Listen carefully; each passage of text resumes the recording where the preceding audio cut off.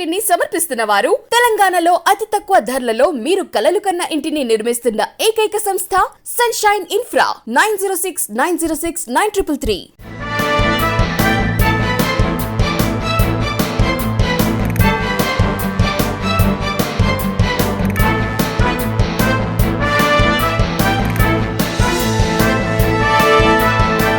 నమస్తే, welcome to V3 news. లక్ష్యం సమాజహితం. నేను రమాదేవి. ముందుగా హెడ్లైన్స్ చూద్దాం. విశాఖలో ఆస్తులను తాకట్టు పెట్టడం దారుణం. వైసీపీపై అయ్యన్న పాత్రుడు ఆగ్రహం.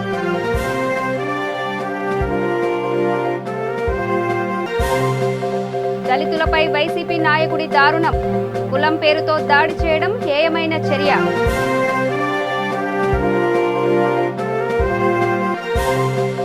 సచివాలయ ఉద్యోగిపై బీరు సీసాతో దాడి. మద్యం మత్తులో 2 యువకులు హల్చల్.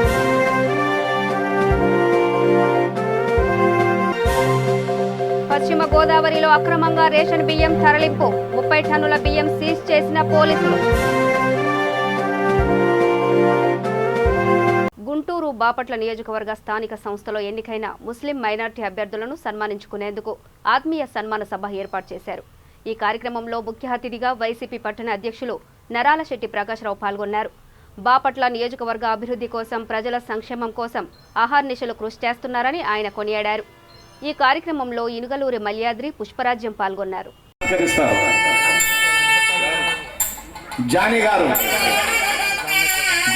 హుసేన్ గారిని దృశ్యాలతో సత్కరిస్తారు. లక్ష్మీ రాఘవ గారు, ముంతాజ్ గారు, అఫ్సానా గారు, మీరాబి గారు, రమాదేవి గారు వీరందరూ ఈ సన్మాన కార్యక్రమంలో పాల్గొనవలసిందిగా కోరుతున్నాం. అటెళ్ళండి మీరాబి గారు, అటెళ్ళండి మీరు కూడా. లక్ష్మీ రాఘవ గారు దృశ్యాలు కప్పుతారు. అదేవిధంగా పుష్పరాజన్ గారు పూలహారాన్ని అందిస్తున్నారు. లక్ష్మీ రాఘవ గారు, ముంతాజ్ గారు, రమాదేవి గారు, మీరాబి గారు,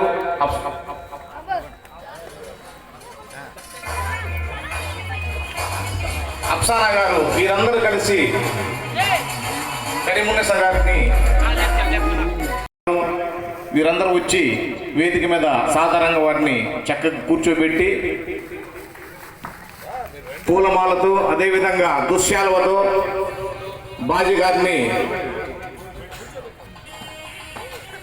కూర్చోబెట్టి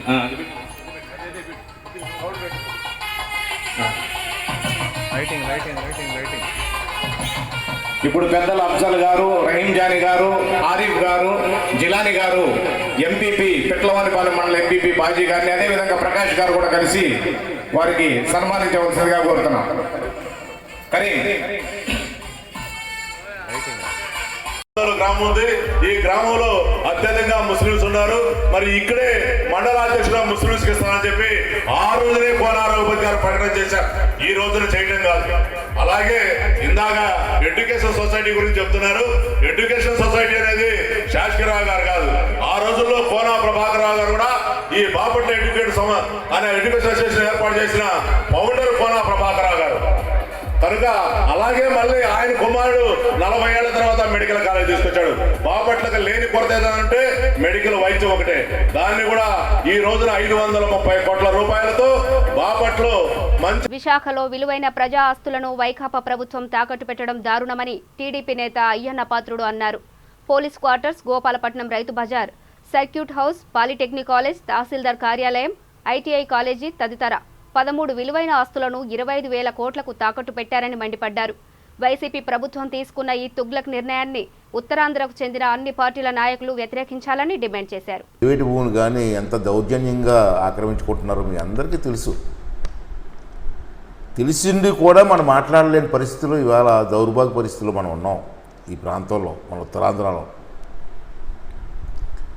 ఇంత ఘోరంగా జరుగుతున్నా మన ఉత్తరాంధ్రలో ఉన్నటువంటి నాయకులు ఎవరు కూడా పట్టించుకోకపోవడం చాలా బాధాకరం. ఎక్కడి నుంచో దొంగలు వచ్చి మన ప్రాంతాల్లో భూములు, ఆస్తులు ఆక్రమించుకుంటుంటే దౌర్జన్యంగా మనం మౌనంగా ఉంటున్నాం. ఎవరైనా కొంతమంది మాలాంటి వాళ్ళు ఎవరైనా మాట్లాడితే కేసులు పెడుతున్నారు. దానికి భయపడిపోతున్నాం మనం. ఏం చేస్తారండి? మన ఆస్తులు కాపాడుకుంటూ పోతే ఎందుకంటే మనం ఇంత దౌర్జన్యం చేస్తున్నప్పుడు మన ఉత్తరాంధ్రలో అన్ని పార్టీ నాయకులు కూడా మాట్లాడకపోతే ఎట్లాగండి? ఉత్తప్పుడు అనేకమైన ఉపన్యాసాలు ఇస్తూ ఉంటాం, ఉత్తరాంధ్ర అభివృద్ధి కోసం మాట్లాడుతూ ఉంటాం, అన్నీ చేస్తూ ఉంటాం. ఇటువంటప్పుడు పార్టీలకు అతీతంగా మన ప్రాంతాన్ని కాపాడాల్సిన బాధ్యత మనకు ఉందా లేదని చెప్పి ఒకసారి అందరూ కూడా అర్థం చేసుకోవాల్సిన, ఆలోచన చేయవలసిన అవసరం ఉందని చెప్పి నేను మనం చేస్తున్నాను. ఈవేళ ఈ నాయకులు ఉన్నారు, ఎక్కడి నుంచో నెల్లూరు జిల్లాల నుంచి, ఎక్కడి నుంచి కడప జిల్లాల నుంచి వచ్చారు, వచ్చి ఇక్కడ దౌర్జన్యం చేస్తున్నారు. ఈ 2.5 సంవత్సరాల తర్వాత మళ్ళీ ఎవరు కనపడరు. ఈ ఆస్తులన్నీ పట్టుకొని అమ్మేసుకొని ఆ డబ్బులతో పారిపోతారు.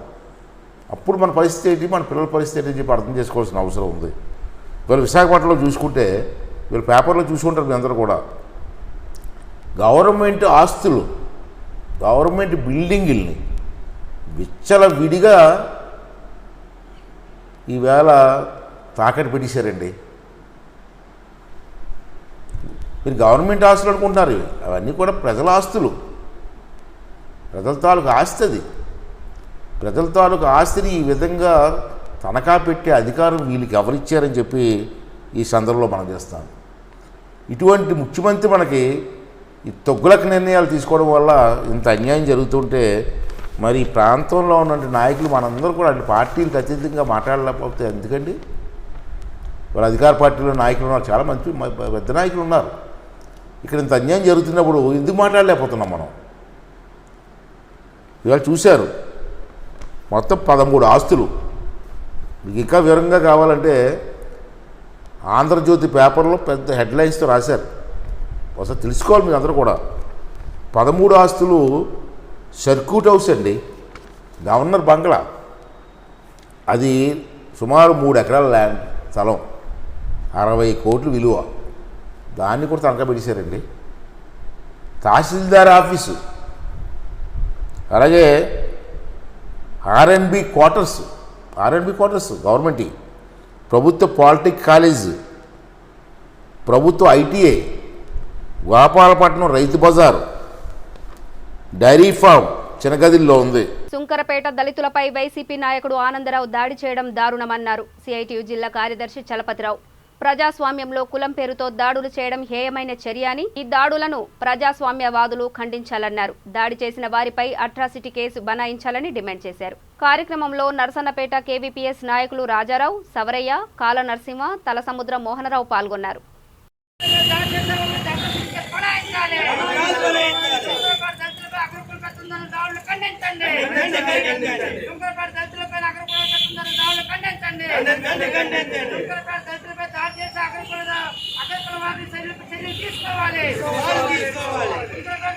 నిర్లక్ష్యం వహించిన ఎస్ఐ పైన తీసుకోవాలి.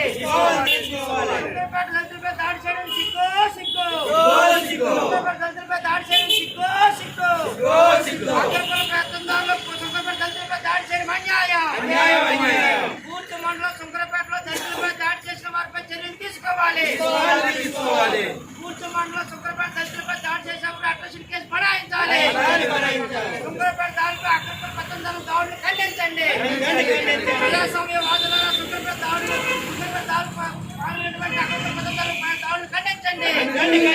జరిగింది.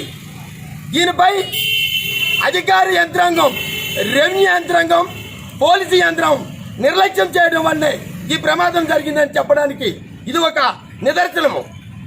ఎస్ఐ, రెవెన్యూ తహసీల్దార్ గారు ఇంతకు ముందే ఫిర్యాదు చేస్తే అక్కడికి వెళ్ళి సరైనటువంటి చర్యలు చేపట్టగా అలాగా నీరుగార్చడం అవడం వలన ఈ నేపథ్యంలో ఈ అధికారులు మనకేమీ చేయలేరని చెప్పి ఈ దళితులపై దాడి జరగడానికి ముఖ్య కారకులు బూర్జ మండలం ఎస్ఐ గారు, బూర్జ మండలం తహసీల్దార్ గారిని మేము హెచ్చరిస్తూ ఉన్నాం. అధికార యంత్రం అక్కడికి పోయి దాన్ని సమగ్రమైనటువంటి చర్యలు చేపట్టి పరిశీలించినట్లయితే ఈ అన్యాయం జరగదు. కాబట్టి కేవీపీఎస్ తరఫున మేము తీవ్రంగా ఖండిస్తున్నాం. దానికోటి ఆనంద అనుసరిగణానికి తక్షణమే ఎస్సీ ఎస్టీ అట్రాసిటీ యాక్ట్ నమోదు చేసి 307 సెక్షన్ వేసి వారికి తక్షణమే అరెస్ట్ చేయాలని డిమాండ్ చేస్తున్నాం. కేవీపీఎస్ సంఘం జిల్లా కమిటీ శ్రీకాకుళం జగన్నయ్య. అహింసా మార్గానికి విరుద్ధంగా హింసను ప్రేరేపించే విధంగా అగ్రకుల పెత్తందారులు వైసీపీ పార్టీ అధికార అండదండలతోని అక్కడ ఉండే దనుకోట ఆనందరావు దళితులపైన మహిళలపైన హింస పేర్పించే విధంగా తలలో పగలగొట్టే విధంగా ఈరోజు దాడులు చేశారు. ఇది సభ్య సమాజానికి సిగ్గుసేటు. ఇలా దాడులు ఎవరో పాల్పడినా ఈ ప్రజానికం ఖండిస్తారు. ప్రజా సంఘాలుగా మేము ఖండిస్తున్నాం. ఎందుకంటే ఆ స్థలం పూర్వంపో భూమి అనేసి దాన్ని సంపాదించి కలెక్టర్కి ఫిర్యాదు చేసేటప్పుడు అధికారులు తేల్చి చెప్పినారు. ఆ భూమిలోకి ఎవరికి వెళ్ళొద్దని చెప్తే ఈరోజు మేము అధికారంలో ఉన్నాం, మా మాట సాగుతుందని దురుద్దేశంతో ఈరోజు కులం చేత దూషించి ఈరోజు దాడులు చేయడం, ఈరోజు అధికార పార్టీ నాయకులు కొనుసన్నలో అండదండలతోనే ఈరోజు దాడులు చేశారనేది ఈరోజు మెసేజ్ ఈరోజు బయట ప్రపంచానికి విడుదల చేశారు. ఇటువంటి దాడులు చేసి 24 గంటలు అవుతుంది, దరిదరి కాబోతుంది. నాయకరావుపేట సచివాలయ ఉద్యోగిపై తాగుబోతులు బీరు సీసాతో దాడి చేశారు. తన స్వగ్రామం కొత్త లక్ష్మీపురం వచ్చిన ఉద్యోగి రామకృష్ణ స్వంత పనిపై నర్సీపట్నం వెళ్లాడు.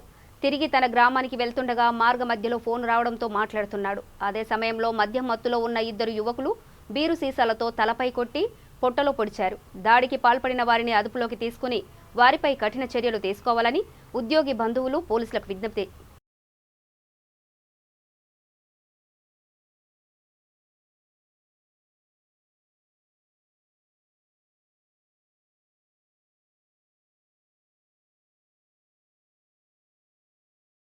నా పేరు రామకృష్ణ. నేను పాయకరాపల్లి మండలం ఈరతం గ్రామంలో ఫిషరీస్ అసిస్టెంట్గా పనిచేస్తున్నాను. ఏం జరిగిందని చెప్పండి. ఈరోజు హాలిడే కావడంతో ఇంటి వద్ద నుంచి నర్సీపట్నం వస్తుండగా మార్గ మధ్యలో బండి ఆపి ఫోన్ మాట్లాడుతుంటే అప్పుడే ఫుల్గా తాగి ఉన్న వాళ్ళు నాపై ఈ విధంగా దాడి చేశారు. ఎంతమంది అండి? 2 సార్. వాళ్ళు ఎవరో తెలుసా మీకు? మీడియా చూశాను సార్. వాళ్ళు అంటే చూసారు ఎంత? నా పేరు గడ్డం రామన్ అండి, కేఎల్పురం. మా తండ్రి గారి పేరు సూర్యనారాయణ. అలాగే మాకు ఈ కుర్రవాడు కొరుపోలు రామకృష్ణ అనే కుర్రవాడు మన సచివాలయంలో జాబ్ చేస్తున్నాడు. సాయంత్రం డ్యూటీ చూసుకొని ఇంటికి వెళ్ళే సమయంలో పాలగడ్డ అనే ప్రాంతంలో ఈ కుర్రవాడు వెళ్తుండగా అన్ఎక్స్పెక్టెడ్గా తాగేసి ఒక 2 కుర్రవాళ్ళు తనని బీరు బాటిల్తో పొడడం, బీరు బాటిల్తో బుర్ర మీద కొట్టడం జరిగింది. అందుచేత పోలీసు వారు కానీ లేదా గవర్నమెంట్ పోలీసు వారి కంటే పెద్దవారు కలెక్టర్ గారు కానీ మీరందరూ కూడా మాకు సహకరించవలసిందిగా. అలాగే ఆ కుర్రవాడికి వేళ 6 కుట్లు పడ్డాయి. ఆ కుర్రవాడు ఎవరు కొట్టారు అనేది నిర్ధారణ చేస్తానని చెప్పాడు. కాకపోతే ఆ కుర్రవాడు ఇంటి పేరు తెలక ఆ కుర్రవాడు ఎవరెవరిని ఇప్పుడు పేరు చెప్పలేక ఉన్నాడు. అందుచేత రేపు పొద్దుట ఆ కుర్రవాడు ఐడెంటిఫై చేసిన వాళ్ళు తీసుకెళ్లి పోలీసు వారు మాకు సహకరిస్తారని, మా కేఎల్పురం గ్రామం తరఫున సహకరిస్తారని మిమ్మల్ని కోరుకుంటూ మేము.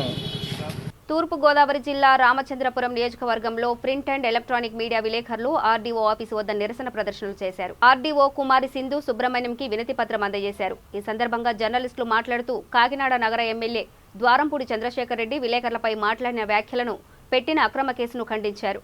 ఈ కార్యక్రమంలో ప్రింట్ మీడియా అధ్యక్షుడు భీమశంకరం, కె గంగావరం, దేవానందం, కనకరత్నం, పృథ్వీరాజు, ఎర్లగడ్డ ప్రసాద్ పాల్గొన్నారు. కాలంలో జర్నలిస్టులపై దాడులు చాలా ముమ్మరంగా జరుగుతున్నాయి. రాష్ట్ర వ్యాప్తంగా కూడా ఈ దాడులు తీవ్రమైనయండి. అవినీతిని ప్రశ్నిస్తూ ఉంటే జీతబత్యాలు లేకుండా రేయనక పగలనక కుటుంబాలను విడిచిపెట్టి జర్నలిస్టులు ప్రజాసేవ కోసం రాత్రిపగలు వారి శ్రమ, వారి తాలూకా జీవితాలన్నింటినీ త్యాగం చేస్తూ పూర్తిగా ఉంటూ ప్రజా సమస్యలపై ఎప్పటికప్పుడు స్పందిస్తున్న విలేకరుల మీద ఇలాగ అక్రమ అణచివేతలు పాల్పడడం, అక్రమ కేసులు బనాయించడం, చంపుతానాన్ని బెదిరించడం, కొంతమంది జర్నలిస్టులని భౌతికపరమైన దాడులు చేయడం, కొంతమంది హత్య చేయడం, ఇలాంటివన్నీ జరుగుతున్నాయి. ఇవన్నీ కూడా అతిపెద్ద ప్రజాస్వామ్యమైన భారతదేశంలో ఇవన్నీ కూడా ఈ ప్రజాస్వామ్యాన్ని గొడ్డలు పెట్టినటివి. ప్రజాస్వామ్య దేశంలో ఇలాంటి వ్యవహారాలన్నీ కూడా ఇవన్నీ కూడా ప్రజారక్షణకే చాలా భంగం కలిగిస్తున్నాయి. రాజ్యాంగం కల్పించిన హక్కులు, డాక్టర్ బిఆర్ అంబేద్కర్ గారు రాసిన రాజ్యాంగం ద్వారా కల్పించబడిన ఫోర్త్ ఎస్టేట్ అయినటువంటి ఈ జర్నలిస్టుల మీద దాడులను ప్రతి ఒక్కరు కూడా ముక్తకంఠంతో ఖండించవలసిన అవసరం ఉంది. అవినీతి చేసేవారిని ప్రశ్నిస్తే వారందరినీ కూడా దాడులు చేయడం, అక్రమ కేసులు బనాయించడం, వారిని నిర్బంధించడం, వారిపైన వివిధ రకాలుగా దాడులు పాల్పడడం, మానసిక దాడులు, శారీరక దాడులు, అన్ని రకాలుగా కూడా దాడులు చేస్తూ జర్నలిస్టులని భయభ్రాంతులకు గురి చేస్తున్నారు. జర్నలిస్టులకే రక్షణ లేకపోతే ఇక సామాన్య మానవుడికి రక్షణ ఎక్కడ ఉంటుందండి. మీ అందరూ కూడా ప్రజా సంఘాలన్నీ కూడా మా తోట రావాలని మేమందరూ కూడా జర్నలిస్టు యూనియన్ తరఫున మీ అందరికీ కూడా నమస్కరించి కోరుతున్నాం.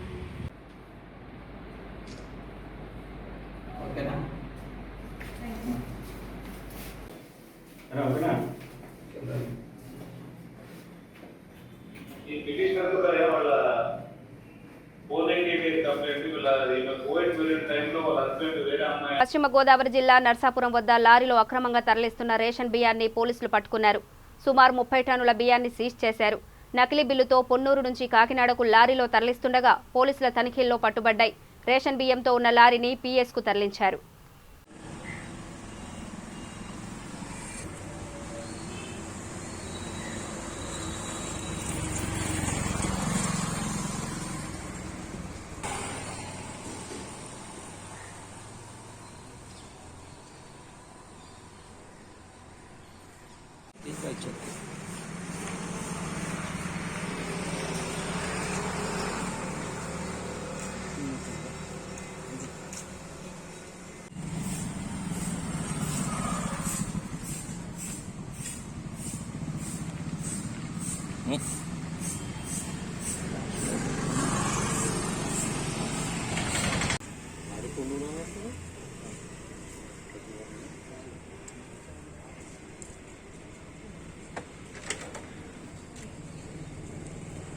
రైతులను ఆదుకోవడంలో రాష్ట్ర ప్రభుత్వం తీవ్రంగా విఫలమైందని, ఫలితంగా రైతులు ఆత్మహత్యలు పెరిగాయని టీడీపీ పొలిట్ బ్యూరో సభ్యుడు ఎమ్మెల్యే నిమ్మకాయల చిన్నరాజప్ప విమర్శలు గుప్పించారు.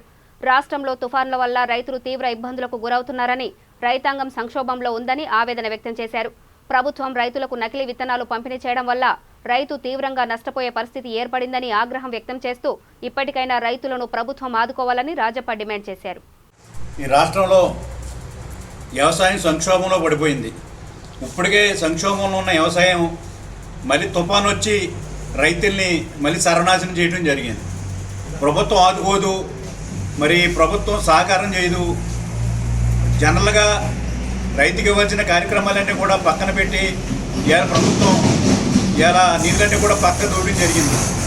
దాని ద్వారా రైతులకి కనీసం సబ్సిడీ విత్తనాలు కూడా ఇవ్వలేని పరిస్థితి. ఒకవేళ విత్తనాలు ఇచ్చినా కల్తీ విత్తనాలు ఇవ్వడం జరుగుతుంది. తూర్పుగోదావరి జిల్లాలో మరి మొన్న కల్తీ విత్తనాలు ఇవ్వడం వలన పంట పండేటప్పటికీ ఒకే చేలో 2 రకాల విత్తనాలు ఉండటం వలన పంట నాశనం అయిపోయింది. సామలకోట మండలంలో ఇవాళ మీరు దాని మీద కంప్లైంట్ ఇస్తే అధికారులు కూడా పరిశీలించడం జరిగింది. నష్టపరిహారం కూడా డిమాండ్ చేయడం జరిగింది. అంటే ఎలాగుందో అర్థమవుతుంది. అలాగే ఇలా ఎరువులు కూడా దొరకని పరిస్థితి. ఐకేపీ సెంటర్ ద్వారా ఎరువులు ఇస్తానని చెప్పడం, అది పూర్తిగా అందకపోవడం, ఇన్ టైంలో రైతులు ఎరువులు కూడా వేసుకునే పరిస్థితిలో ఉన్నాడు. అలాగే పంట పండించిన పంటకే గిట్టుబాటు ధరకు రాదు, కొనే నాదులు లేదు. ఒకవేళ కొన్న నెల తరబడి బిల్లులు రావు, రైతులు ఇబ్బంది పడే పరిస్థితి ఉంది. ఇన్సూరెన్స్ విషయంలో కూడా ప్రభుత్వం కడతానని చెప్తుంది, ప్రభుత్వం కట్టదు, రైతు కట్టుకోడు, ఇన్సూరెన్స్ కరెక్ట్గా రాదు. ఇన్పుట్ సబ్సిడీ సంవత్సరాల తరబడి ఇన్పుట్ సబ్సిడీ రాని పరిస్థితి. ఆత్మహత్యలు ఆగని పరిస్థితి. 770 వరకు 80 వరకు కూడా ఆత్మహత్యలు జరుగుతూనే ఉన్నాయి. ఎక్కడ కూడా ఆత్మహత్యలు ఆపే ప్రయత్నం కూడా ఈ ప్రభుత్వం కనపట్టలేదు. ఇవన్నీ పరిస్థితుల్లోని రైతు ఇలా ఇబ్బంది పడే పరిస్థితిలో మేము ఇప్పటికే తెలుగుదేశం పార్టీ తరఫున మరి అన్ని జిల్లాల్లోనూ కార్యక్రమాలు చేసాం, అన్ని మండలాల్లో కార్యక్రమాలు చేసాం. కానీ ఎక్కడా కూడా ఈ ప్రభుత్వం పట్టించుకునే పరిస్థితిలో మనలో ఒకసారి రిమాండ్ చేయాలని ఆలోచనతో ఇలా అన్ని నియోజకవర్గాల్లోనూ కూడా ప్రెస్ మీట్ ద్వారా ప్రజలను చైతన్యం చేయడం కోసం కార్యక్రమం తీసుకోవడం, అధికారులకి మళ్ళా రైతు సమస్యల మీద విన్నపం ఇవ్వడం జరుగుతుంది. అది కూడా ఏరు పెద్దాపం నుంచి ఇవ్వడం జరుగుతుంది. అంపల్లి ఎన్టీఆర్ ఆడిటోరియంలో మహాత్మా గాంధీ జయంతి సందర్భంగా శ్రీ శాంతికృష్ణ సేవా సమితి ఆధ్వర్యంలో 36వ వార్షికోత్సవ వసంత సంబరాలు ఘనంగా నిర్వహించారు. పలు రంగాల్లో విశిష్ట సేవలు అందించిన ప్రముఖులను ఘనంగా సన్మానించారు.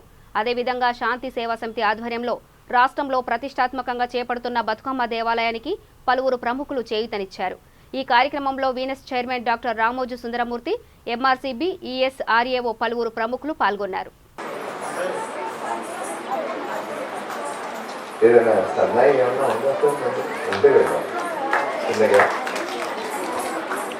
పునరుద్ధరితమైనటువంటి ఒక మహాతల్లి నిలువెత్తు మానవత మూర్తి అని చెప్పి మనం అభినందించవచ్చు. కాబట్టి సోదరి గుమ్మడి దేవి గారు, స్టాఫ్ నర్సు, మరి వారిని మనం సత్కరించి వారు చేస్తున్నటువంటి సేవకు గుర్తింపుగా ఈ చిన్న సత్కారం మహాత్మా గాంధీ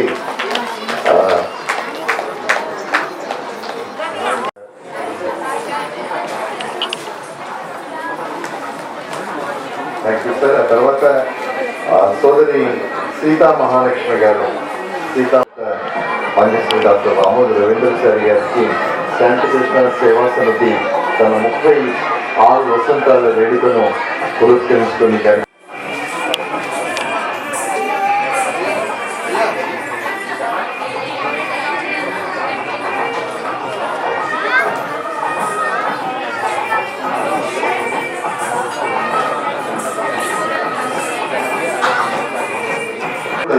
తర్వాత ఐ ఫౌండేషన్ పేరిట సుతారపు రవీంద్ర గారు కూడా teachers day, science day,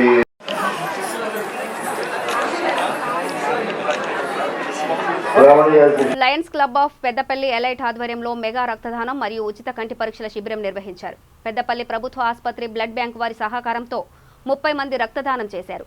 Lions Club of Telangana eyecare వారి సహకారంతో సుమారు 200 మందికి కంటి పరీక్షలు నిర్వహించారు. ఈ కార్యక్రమంలో Lions club zone chairperson doctor Ashok Kumar, club extension chairperson Baburao తదితరులు పాల్గొన్నారు. ఎల్ఐటి లయన్స్ క్లబ్ ఆధ్వర్యంలో కూడా అమర్చంద్ కళ్యాణ మండపంలో రక్తదాన శిబిరానికి హాజరైన వారందరికీ కృతజ్ఞతలు.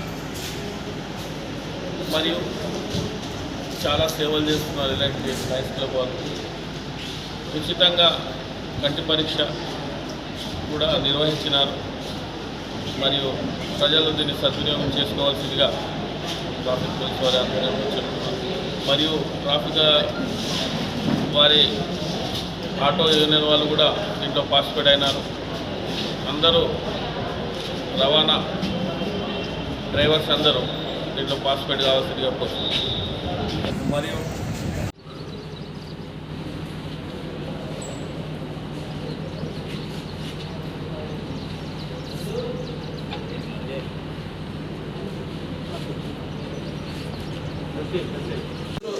అమర్చంద్ కళ్యాణ మండపంలో పెద్దపల్లి తెలంగాణ ఐకేర్ వారి ఆధ్వర్యంలో వారి యొక్క సహకారంతో లయన్స్ క్లబ్ ఆఫ్ పెద్దపల్లి వారి నిర్వహణలో ఈరోజు అమర్చంద్ కళ్యాణ మండపంలో ఈ యొక్క ఉచిత నేత్రదాన పరీక్షా కేంద్రం అనేది ఏర్పాటు చేయడం జరిగింది. ఈ యొక్క కార్యక్రమంలో పెద్దపల్లిలో ఉన్న మున్సిపల్ కార్మికులకు మరియు పెద్దపల్లిలో ఉన్న నిరుపేద ప్రజలకు మరియు పెద్దపల్లిలో ఉన్న సరస్వతి శిశు మందిర్లో చదువుతున్న విద్యార్థులకు కూడా ఈరోజు తెలంగాణ ఐకేర్ అధ్యక్షుడైన దత్తగౌడ్ మరియు వసీం గారి ఆధ్వర్యంలో ఈ యొక్క కార్యక్రమాన్ని చేపట్టడం జరిగింది.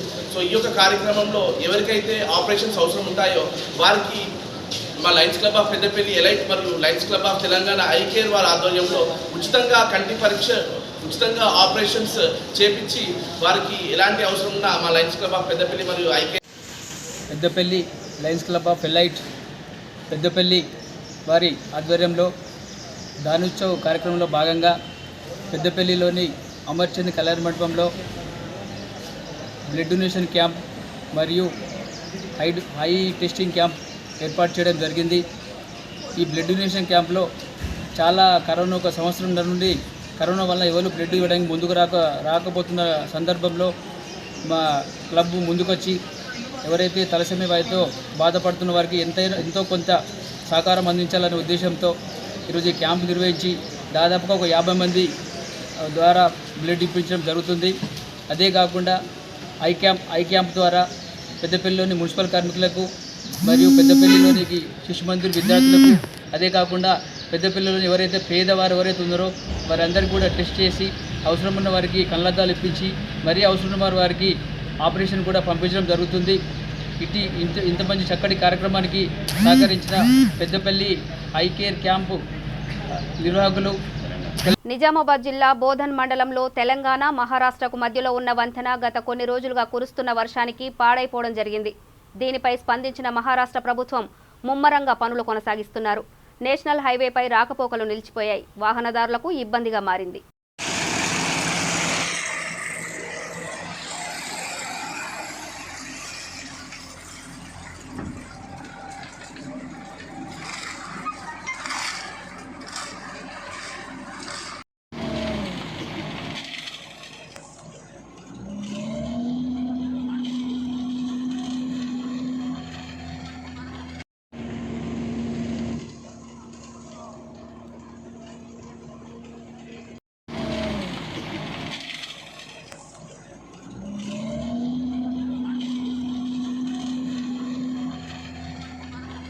क्या बोलूँ, ये अपना जो लेंथ है 11 मीटर की लेंथ है, इसको 5.5 मीटर विड्थ है इसका, और ये हमारा काम आज कंप्लीट हो जाता, मगर ट्रैफिक कब जाना ये डिपार्टमेंट बताएगा।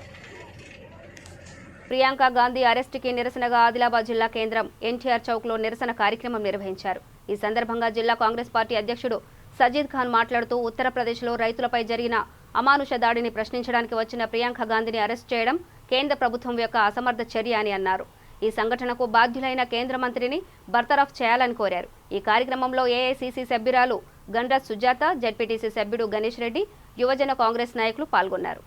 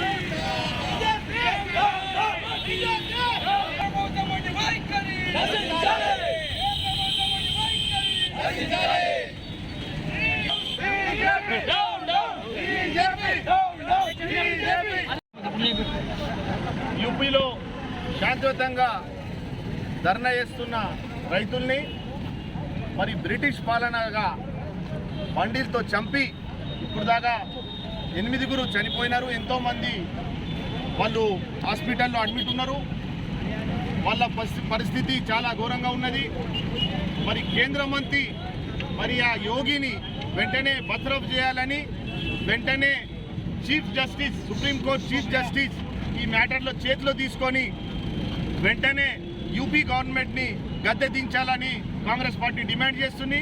మరి వాళ్ళ కుటుంబ సభ్యులకి పరామర్శించడానికి పోతే మా ప్రియాంక గాంధీ, మా యూపీ ఇన్ఛార్జ్ ప్రియాంక గాంధీని అరెస్ట్ చేసి జైల్లో పెట్టడానికి ప్రయత్నిస్తున్నారు. అంటే ఇప్పుడు డెమోక్రసీలో ఎవరైనా వచ్చి ఏ ఇష్యూ అయినా కానీ మాట్లాడితే మరి ఆందోళన చేస్తే వెంటనే అరెస్ట్ చేస్తున్నారు, జైల్లో వేస్తున్నారు. తెలంగాణలో ఇటు చిన్న మోదీ అటు పెద్ద మోదీ దేశానికి మొత్తం బర్బాద్ నాశనం చేసేస్తున్నారు. ఇప్పుడు రైతులు ఏం అడుగుతున్నారు? రైతులు అటానీ అంబానీ లాగా ఏదో పెద్ద పెద్ద కార్పొరేట్ కంపెనీ అడుగుతలేరు, మరి రైల్వే అడుగుతలేరు, బిఎస్ఎన్ఎల్ అడుగుతలేరు, ఎల్ఐసి కంపెనీలు అడుగుతలేరు. వాళ్ళు గిట్టుబాటు ధర కావాలా, ఈ 3 నల్ల చట్టాలు రద్దు చేయాలని వాళ్ళు ధర్నా చేస్తే మీరు బ్రిటిష్ లాగా, గుండా లాగా, తాలిబాన్ లాగా, మీరే తాలిబాన్ అని అంటారు వేరే వాళ్ళని, మీరే తాలిబాన్ లాగా మా రైతుల్ని, ఇదే దేశంలో రైతులు వేరే దేశం నుంచి రైతులు కారు కదా, వాళ్ళు ఇండియన్సే, వాళ్ళు ఎందుకు వాళ్ళకు చంపేస్తున్నారని కాంగ్రెస్ పార్టీ ప్రశ్నిస్తుంది.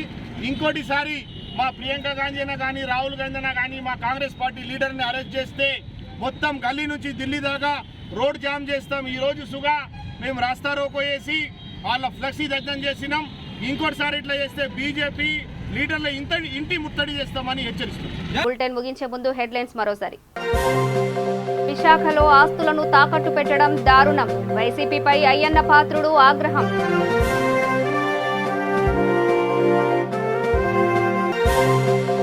దళితులపై వైసీపీ నాయకుడి దారుణం, కులం పేరుతో దాడి చేయడం హేయమైన చర్య.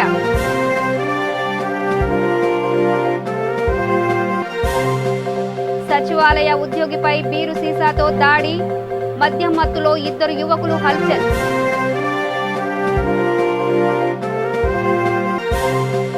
పశ్చిమ గోదావరిలో అక్రమంగా రేషన్ బియ్యం తరలింపు, 30 టన్నుల బియ్యం సీజ్ చేసిన పోలీసులు.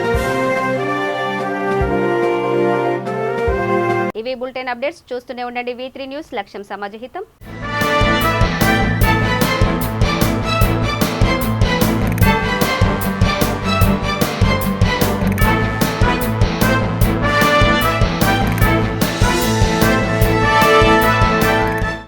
ఇంటిని సమర్పిస్తున్న వారు తెలంగాణలో అతి తక్కువ ధరలలో మీరు కలలు కన్న ఇంటిని నిర్మిస్తున్న ఏకైక సంస్థ సన్షైన్ ఇన్ఫ్రా 9069069333.